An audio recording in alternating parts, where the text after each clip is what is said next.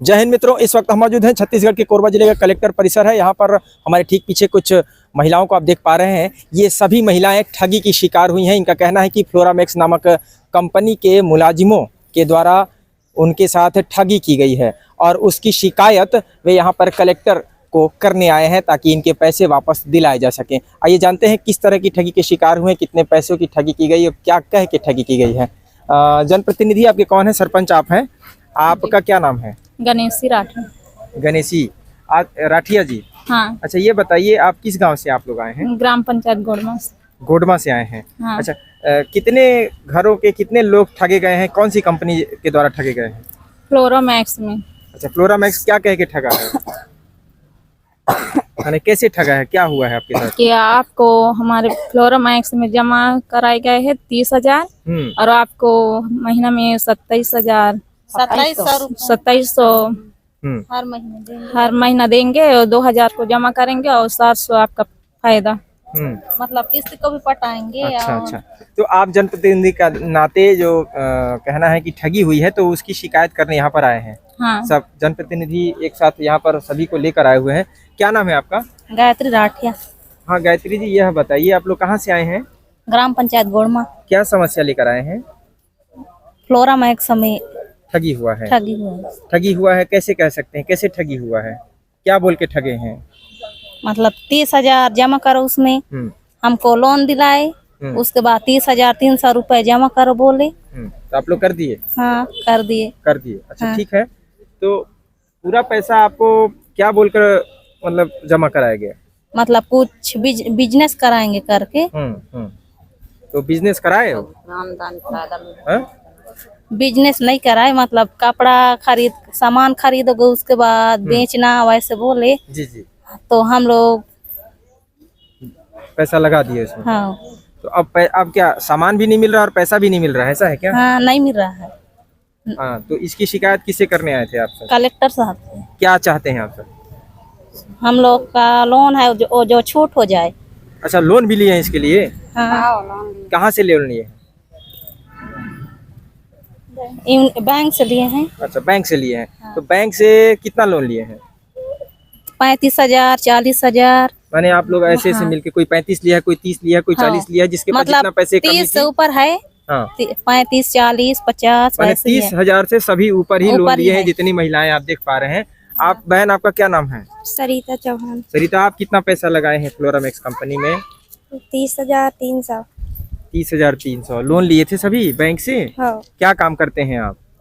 मजदूरी करते हैं। मजदूरी करते हैं और यह सोचकर इसमें पैसा लगा दिए इस कंपनी में कि हमको आय अच्छा होगा और हम आत्मनिर्भर हो सकेंगे, इसी उद्देश्य से ना। तो आपको क्या ठगा गया है? हाँ, ठगा गया है। अच्छा, तो कंपनी के कुछ मुलाजिम आते थे आपसे कहने के लिए? हाँ। कौन है एजेंट, क्या नाम है, किसी का नाम जानते हैं? जानकी आती थी, महिला थी वो। हाँ। क्या बोलती थी आपको? मतलब जमा कर दो, किस्ती मैं पटाऊंगा करके बोलती थी। तो किस्ती पटाया उन्होंने? हाँ, 2-3 बार पटाया। उसके बाद छोड़ दिया? हाँ। मतलब वो शुरू में अच्छा पटा रही थी। हाँ। ताकि शुरू में 1-2 महीना पटाएंगे तब तो आप लोग ज्यादा लोग पैसा फंसाएंगे। ऐसे कर करके सब पर विश्वास पहले जीता और जब विश्वास बन गया तो एक साथ सबको ठग लिया, है ना? अच्छा, अभी कुछ और महिलाएं भी हैं यहाँ पर, कुछ बुजुर्ग महिलाएं हैं, कुछ बच्चों के साथ भी यहाँ पर आई हैं। अपने तमाम महत्वपूर्ण कार्यों को घरों से छोड़ कर आई हैं। महिलाएं घरेलू महिलाएं हैं, कुछ मजदूर वर्ग की महिलाएं हैं और इतनी दूर यहाँ से आई हुई हैं अपने तमाम कार्यों को, तो कहीं ना कहीं यह बेहद ही निराशाजनक है। और क्षेत्र के मैं जनप्रतिनिधियों के साथ साथ शासन प्रशासन से भी निवेदन करूंगा कि इस तरह की चीज़ें जो लगातार क्षेत्र में ठगी, कभी फ्लोरामैक्स तो कभी रोजवेली, तो न जाने कितनी कंपनियों के नाम से ठगी जाती हैं। आपका क्या नाम है अम्मा? बंधन। अच्छा, आपके साथ भी ठगी हुआ है? हाँ। कौन कंपनी ठगा है आपको? फ्लोरामैक्स कंपनी। हाँ। देखिए, बेहतर तरीके से नाम भी नहीं बोल पा रही हैं, बस इनको यह प्रलोभन दे दिया गया, आश्वासन दे दिया गया कि जो है आपको बेहतर इनकम होगा, आय की प्राप्ति होगी, आप निर्भर हो जाएंगे। और आत्मनिर्भर के उद्देश्य से इन्होंने पैसे कर्ज लेकर, बैंकों से लोन लेकर, हजारों की लोन लेकर यहाँ पर जो है यह फंस जाती हैं और उसके पश्चात करोड़ों रुपए लेकर कंपनी चंपत हो जाती है, कंपनी के विरुद्ध केस दर्ज हो जाता है। तो जब बाद में जो चीज़ें होती हैं वह पहले ही क्यों नहीं, पे पैनी नज़र ऐसी कंपनियों पर शासन प्रशासन क्यों नहीं लगाती?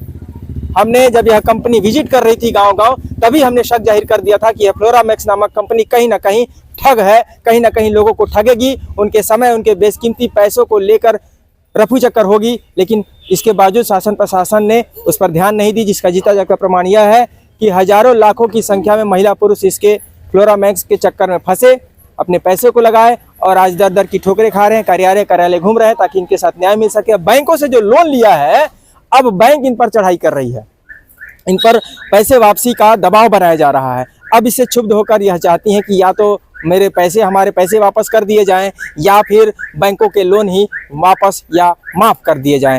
ये क्या कुछ पत्र है, क्या है इसमें? अब यह देखिए, यह एग्रीमेंट भी है इनके पास में, एग्रीमेंट बाकायदा किया जाता है। ये देखिए, तमाम महिलाओं के पास में यह एग्रीमेंट पेपर है, यह सब एग्रीमेंट बाकायदा करा दिया जाता है। कितनी बड़ी ठगी! एग्रीमेंट मतलब एक विश्वास हो जाता है लोगों को कि चलो एग्रीमेंट हो गया है तो कहीं ना कहीं कंपनी ठग नहीं है, हमारे साथ ठगी नहीं होगी। लेकिन बावजूद इसके एग्रीमेंट के बाद भी ठगी कर दी जाती है, तो संबंधित कंपनी के विरुद्ध तुरंत जो है जांच कर, इनके कुर्की कर या जैसे भी करके इनके पैसों को वापस दिलाने की कवायद प्रारंभ कर देनी चाहिए, ताकि समय अभाव ना हो और शीघ्र इनके पैसे वापस दिला दिए जाए, किसी प्रकार का समय कटौती ना हो। अब यहाँ पर सवाल यह भी उठता है कि जहाँ पर इतनी भारी मात्रा में लोगों के साथ ठगी कर ली जाती है और यह इस तरह के बॉन्ड पेपर जो है, बॉन्ड पेपर पर लगातार लिखित दिया जाता है और उसके बावजूद ये बैंकों के चक्कर काटते हैं। पहले कितने बैंक से आप लोन लिए हैं? एक बैंक से। आप कितने बैंक से लोन लिए हैं? तीन बैंक। अच्छा, 3 बैंक से लोन लिए। तो कौन कौन से बैंक शामिल हैं जिससे लोन लिया आपने? Unity bank. यूनिटी बैंक से कितना लिया? 35,000। अच्छा, और BSS से कितना लिया? 40। अच्छा, और एक है ग्राम शक्ति। उसको वहाँ से कितना लिया? 40,000। 40, 80 और 35, मसलन हो जाता है 1,15,000 ना, लगभग लाखों की रुपए यह लोन लेते हैं।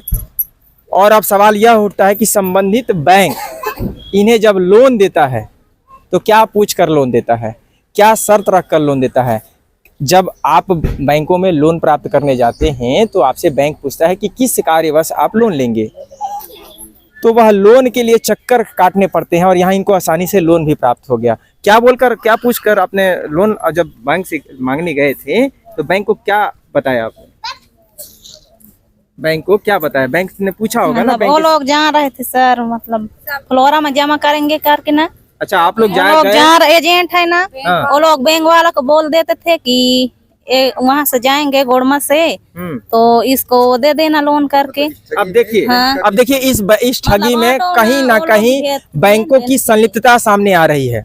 संभवतः बैंकों ने इनको बिना किसी जांच के लोन दे दिया गया। फ्लोरामैक्स के कंपनी के जो अधिकारी थे, सदस्य थे, जो एजेंट्स थे, वो पहले ही पहुंच जाते थे कि फलाने अमुक गांव के कुछ लोग आएंगे, लोन मांगेंगे, आप उन्हें तुरंत लोन दे दीजिएगा क्योंकि वह लोन का हिस्सा हमारे पास आएगा और हम आपको भी उसका हिस्सा देंगे। कहीं ना कहीं संभवतः यही वजह रही कि इतनी बड़ी तादाद में लगातार बैंकों ने आंख बंद करके लोन देना प्रारंभ कर दिया और ये ठगी के शिकार हो गए। और अब वही बैंक इन पर यह दबाव डालता है कि आप हमें हमारा पैसा वापस कर दीजिए। ऐसे बैंकों को कोई अधिकार नहीं बनता कि वे इनके पैसे जबरिया मांग करें, क्योंकि जब आप उस वक्त जानते थे कि फ्लोरामैक्स कंपनी के लिए ही, उस पर पैसा इन्वेस्ट करने के लिए, निवेश करने के लिए उद्देश्य से ही वह अगर बैंक का पैसा ले रहे हैं तो वह पैसा, जब उनको भी पता है कि अब फ्लोरामैक्स कंपनी के विरुद्ध जांच टीम गठित हो गई है और उनके जो मालिक थे, जो स्वामी थे, वह जेल जा चुके हैं और न्यायालय में यह मामला लंबित है, तो यह पैसा ये कैसे देंगी? जब तक वह पैसा इनको कंपनी नहीं दे देती, आपको पैसा ये कैसे देती हैं? तो कहीं ना कहीं इस पर शासन प्रशासन को भी अपनी नजर इनायत बरतने की आवश्यकता है, ताकि इनके साथ कहीं ना कहीं जो ठगी तो हो ही चुकी है, अब अन्याय ना हो।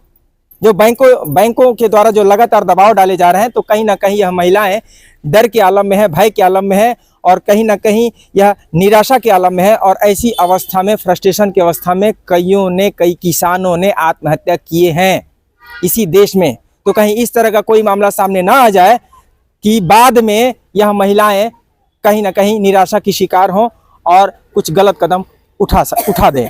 तो इस पर भी ध्यान रखने की आवश्यकता है और ऐसे जिन बैंकों ने इनको लोन दिए हैं उनके विरुद्ध भी जांच कर उचित कार्रवाई करने की, ठोस कार्रवाई करने की आवश्यकता है कि आंख बंद करके आखिर आपने लोन दिया तो दिया क्यों?